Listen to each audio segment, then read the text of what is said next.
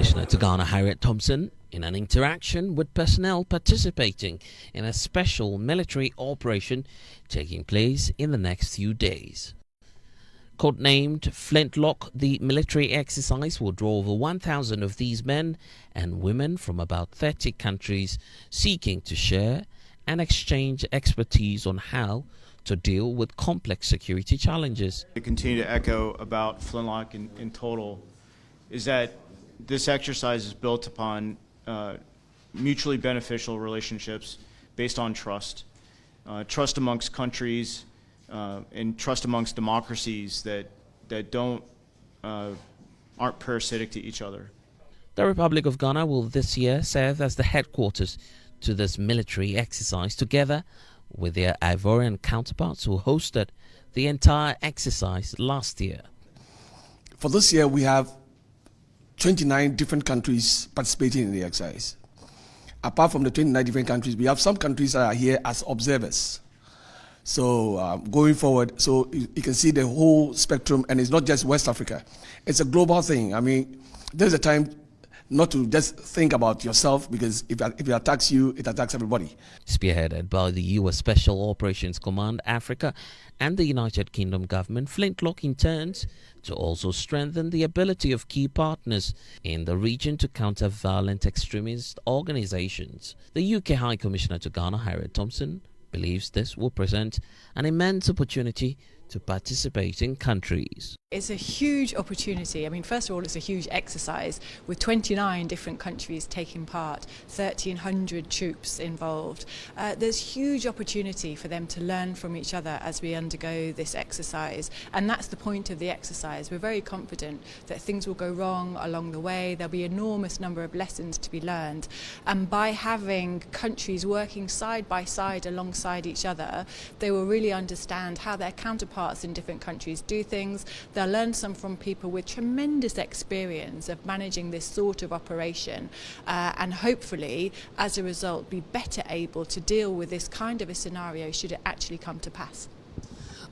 How many, in terms of the troops are we expecting to arrive here in Accra to participate in that exercise?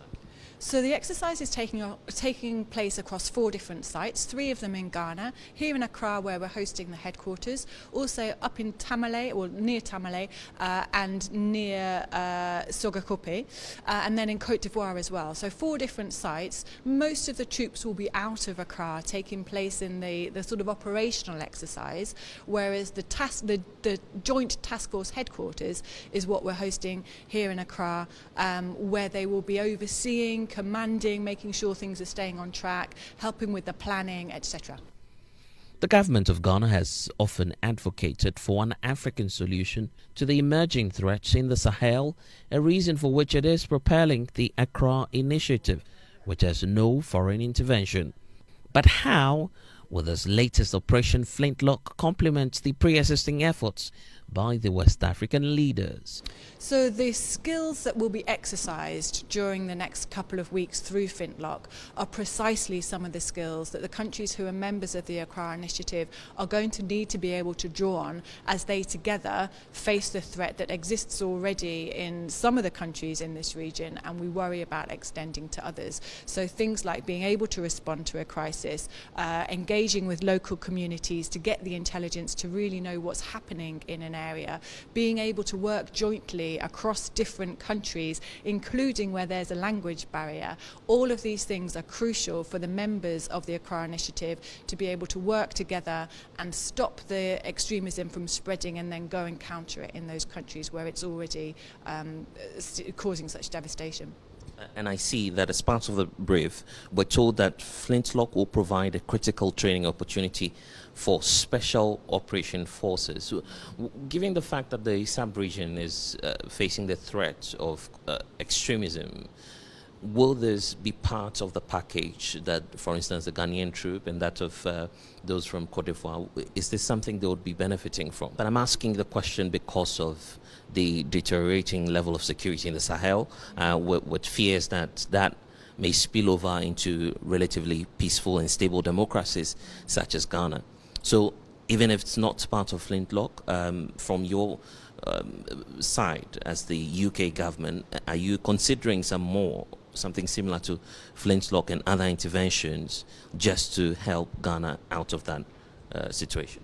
Yeah, so the support that we provide to Ghanaian armed forces is developed in partnership with Ghana. So as Ghana sees the threats that it is going to need to respond to, we work together to make sure we're supporting Ghana to be able to stand up to those threats. Special operations is absolutely a core part of that, precisely as you say, as we see extremism sadly taking a stronger foothold in this region. We've been working closely with Ghana as it's been developing its Special Operations Brigade, the training that's required for that, the legal framework that's required for that, the plans for how that capacity is going to develop over the next 10, 15 years. That's all something that's a core part of what we work on jointly with Ghana.